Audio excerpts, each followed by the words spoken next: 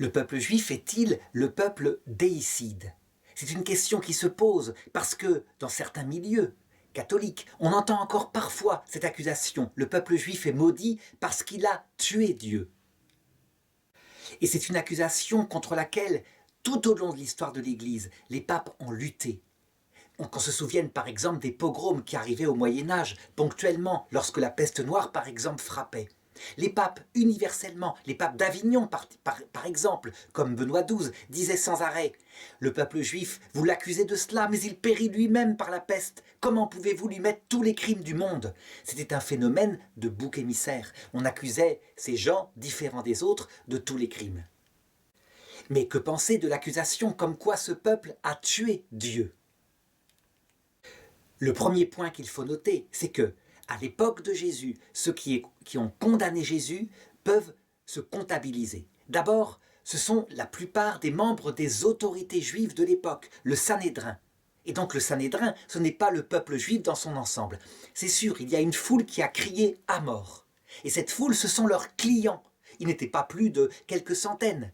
La plupart des gens, ils ne voulaient pas tuer Jésus, au point que le Sanhédrin le fit condamner de nuit, par peur du peuple. La preuve, d'ailleurs, qu'on ne peut pas accuser le peuple juif dans son ensemble, c'est que qui a fondé l'Église? Que des juifs. Jésus lui-même est juif, mais tous les apôtres sans exception sont juifs. Donc, accuser le peuple juif est une aberration historique. Certains diront, mais en Jean par exemple, chapitre 18, 31, il est marqué « Les Juifs se mirent à dire à Pilate, nous n'avons pas le droit de mettre quelqu'un à mort. Les Juifs, c'est donc que l'Écriture manifeste que c'est le peuple juif. » Eh bien non. Les expressions dans la Bible, il faut les comprendre dans le contexte. Lorsqu'il s'agit ici des Juifs, il s'agit des autorités du Sanhédrin qui s'adressent à Pilate. Et donc, si quelques hommes doivent porter une responsabilité parmi le peuple juif dans la mort de Jésus, ce sont ces quelques personnes, une quinzaine, une trentaine peut-être, et pas tout le Sanhédrin. Par exemple, Nicodème n'a jamais voulu condamner Jésus. Mais ces personnes-là, elles portent le péché pour elles-mêmes et elles sont mortes depuis 2000 ans. La preuve que ce sont ces autorités-là qui sont coupables, c'est en Jean chapitre 11, verset 49. Lorsque Caïphe, le grand prêtre, réunit le conseil et que tout le monde essaye de trouver comment faire disparaître cet agitateur. Et Caïphe, le grand prêtre, prend la parole et dit « Vous ne comprenez rien, vous ne comprenez pas qu'il vaut mieux qu'un homme meure plutôt que le peuple entier soit massacré par les Romains. » Donc, il y a une responsabilité de sa part. Reste à savoir maintenant si ces autorités, ces 15 ou 16 personnes, si ces autorités ont tué Dieu.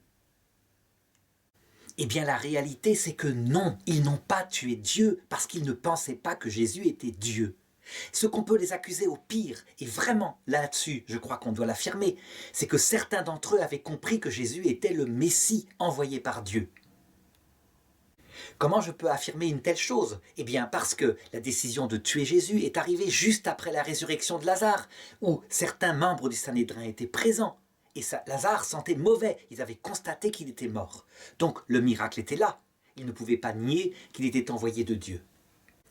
Quant à savoir qu'il était Dieu lui-même, fait homme, impossible, ils n'ont pas cru à cette chose-là. D'ailleurs, saint Paul lui-même le confirme, et il le dit. En 1 Corinthiens 2,8, ce que nous vous annonçons, c'est une sagesse particulière, celle de Dieu qui s'est fait homme. Et cette sagesse-là, aucun des princes de ce monde ne l'a comprise. D'ailleurs, s'il l'avait comprise, jamais il n'aurait fait crucifier le Seigneur de la gloire. Ils ne sont pas plus idiots qu'autre chose. Je dirais même que non seulement les Juifs n'ont pas cru qu'il était Dieu, mais le démon lui-même qui présidait à cette mise à mort ne croyait pas qu'il était Dieu. Il pensait qu'il était le Messie et qu'en le faisant tuer, Dieu réagirait cette fois en détruisant l'humanité, une humanité qui n'était pas sauvable. Il s'est bien trompé, en fait, le démon, parce qu'il n'imaginait pas que Dieu puisse être humble à ce point. Mais je voudrais ajouter un dernier point essentiel pour les quelques chrétiens qui, quelque part encore, imagineraient que les Juifs comme peuple, et surtout les Juifs actuels qui n'y peuvent rien, ont tué Dieu. La réalité, c'est que Jésus dit à un moment donné quelque chose de précis. C'est en Matthieu chapitre 25, verset 40. Il dit à des gens qui sont à sa gauche, qui ne sont pas sauvés et qui pourtant prétendaient le défendre.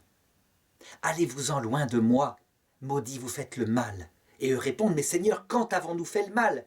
Et Jésus leur répond, à chaque fois que vous avez fait quelque chose à un de ces petits qui est mien, c'est à moi que vous l'avez fait. Ça veut dire que lorsque nous tous ici, nous mentons, nous posons un faux témoignage, nous faisons du mal à quelqu'un, eh bien nous tuons le Christ. Nous le tuons réellement. Nous étions présents à la croix et nous aurions hurlé avec la foule à mort, en pensant qu'il n'était qu'un blasphémateur. Ça veut dire en fait que Jésus est venu pour donner sa vie pour notre salut à nous et que tant que nous disons, que nous appliquons au seul juif, que nous pointons du doigt comme bouc émissaire la mort de Jésus, ça veut dire que nous ne sommes pas dans le salut, parce que nous ne comprenons pas que c'est d'abord nous-mêmes qui l'avons tué, parce que nous sommes tous pécheurs. La seule personne qui n'a pas tué Jésus, c'est la Vierge Marie. Quant à Jésus lui-même, il ne nous mettra pas ce péché sur le dos. Il le dit lui-même en Jean chapitre 10, verset 18, « Ma vie, personne ne me la prend, c'est moi qui la donne. » Ça veut dire que sa mort qu'il a vécue a servi finalement à manifester le cœur du Père. Et donc, il ne nous accusera pas de sa mort à l'heure de notre mort. C'est nous qui nous accuserons lorsque nous verrons la réalité de ce que nous avons fait en péchant. Lui, au contraire, se fera notre avocat et il dira « Certes, tu as péché, mais le pardon, il t'est proposé et c'est pour ça que j'ai donné ma vie. »